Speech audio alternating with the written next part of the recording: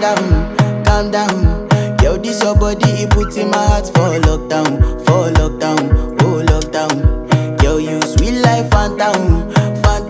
If I tell you say